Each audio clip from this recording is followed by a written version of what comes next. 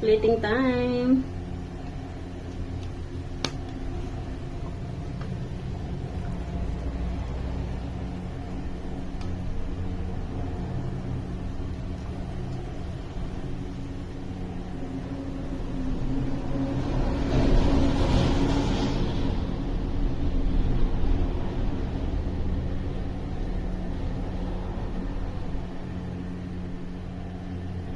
Sarap ng ating munggo.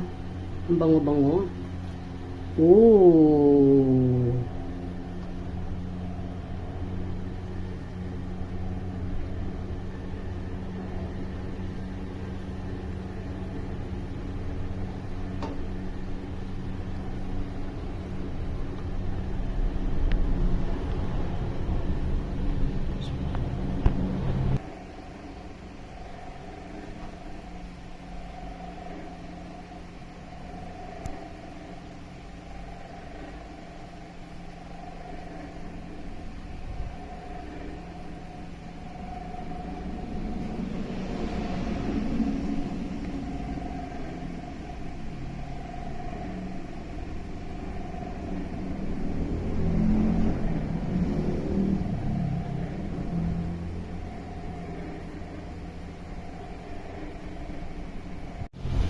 Hello everyone! Nagluto si Tita Wena ng napakasarap na munggo with tinapa and subo. Siyempre, hindi mawawala ang sili. Yes!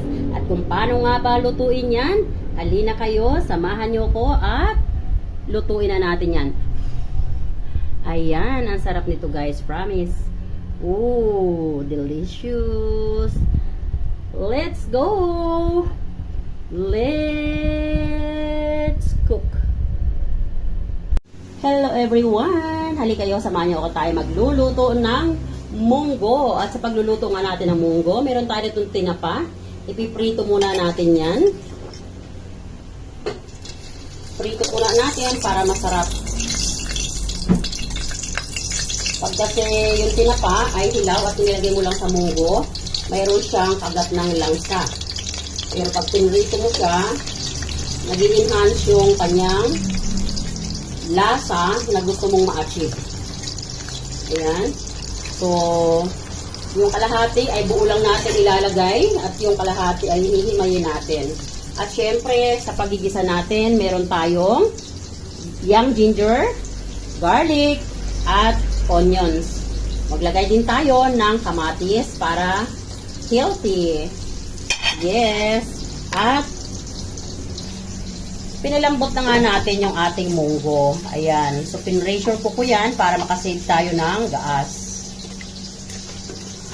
Pinalambot ko na siya para mas mabilis natin na magisa. Ayan. At sa gulay naman na ating ihahalo, meron tayong kamote tops. Ayan. Freshly harvest. Ayan. Balik pa rin na natin. Isip-isip-isip.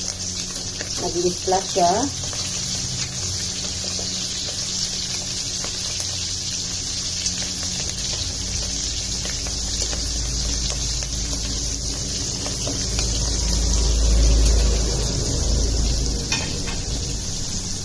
Ayan. So, tama na yan. Yamin na natin ang mga tinapa. At isusunod na natin yung mga ingredients na gisahin. And yes, tayo ay dito na maggigisa sa ating pinagprituhan ng tinapa para mas malasa.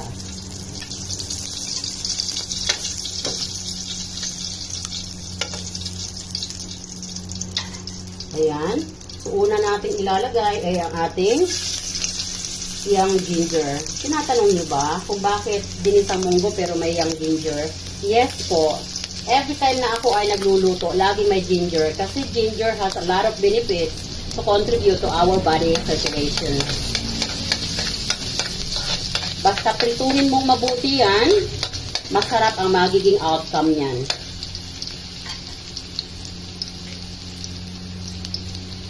Ayan. Ilagay na rin natin ang bawang.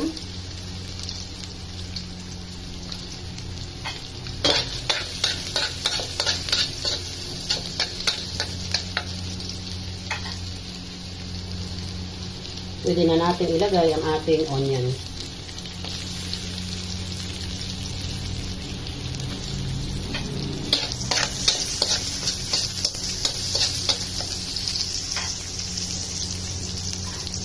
At the same time, pwede na natin ilagay ang ating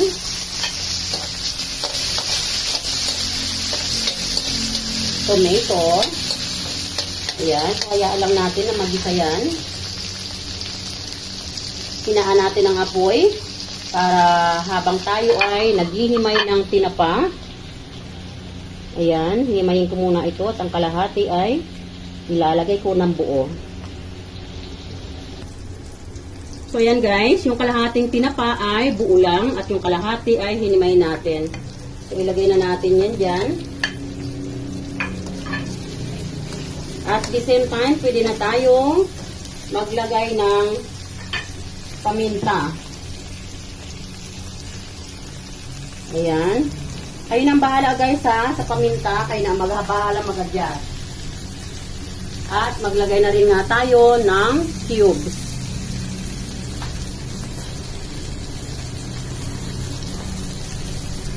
Maliban sa cubes na ating inilagay, maglalagay ako ng kunting patis.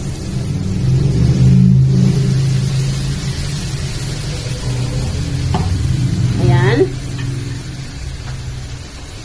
And this time, pwede na natin ilagay yung ating munggo.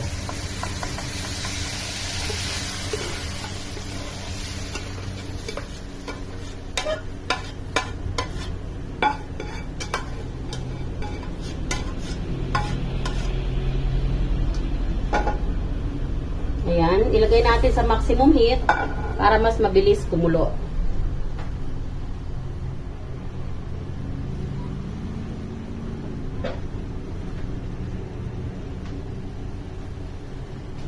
Bago ko siya takpan, maglalagay na ako dito ng sugar to balance the taste. And now, tatakpan natin siya at maya-maya naman, nakalimutan ko, maglalagay nga pala ako ng shrimp.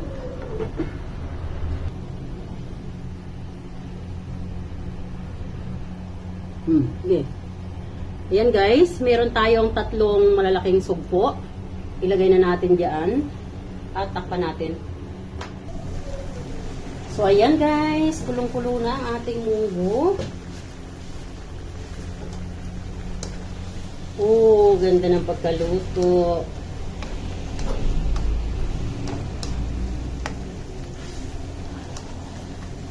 Ayan. So medyo ganyan natin.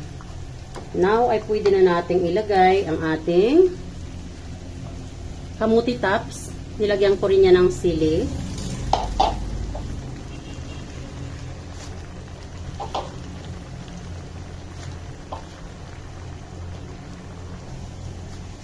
Ayan, haluin lang natin.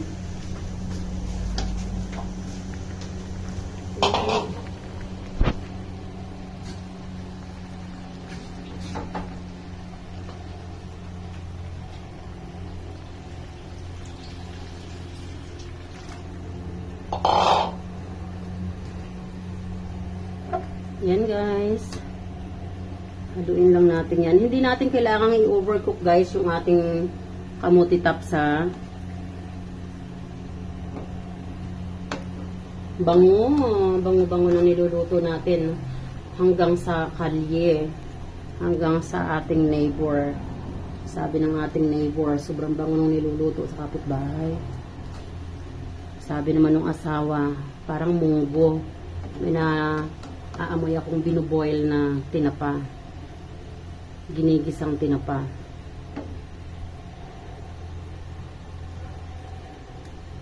Sobrang sarap nito guys. So, yung alat or yung lasa, it's not enough for me. So, magdadagdag ako ng ginisa mix. Alam nyo guys, minsan lang ako magluto ng ganito. So, kaya gusto ko masarap na masarap siya. Ayan. Nawala na yung isang sili. So, Now ay ilalagay na natin yung ating tinapa na buo. Ayan.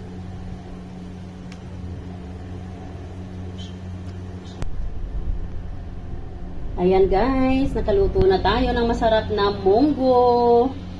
Ayan. Kain na tayo.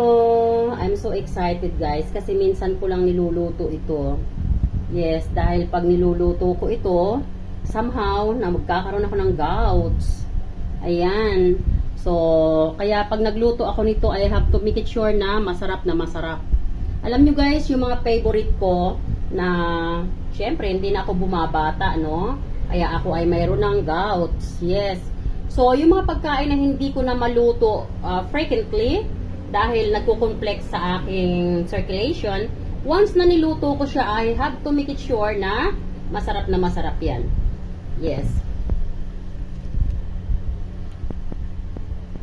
Yehey! Lumabas na yung isang sili. Ayan, o, diba? Sili pa more. Sili. Yehey! Ayan, napakasarap ng ating ulam. Diba? Yummy, yummy. Ayan guys, tama na yan at mau-overcook yung ating kamote tops. Thanks for watching everyone. Tita Wena always saying, don't forget to keep loving one another. Ang sarap ng ating ginisang munggo.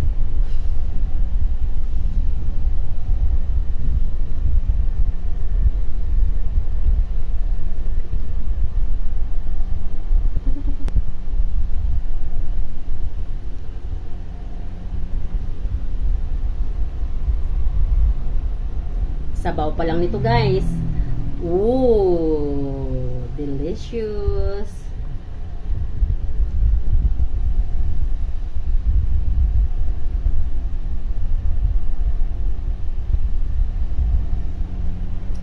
Bye guys. Thanks for watching.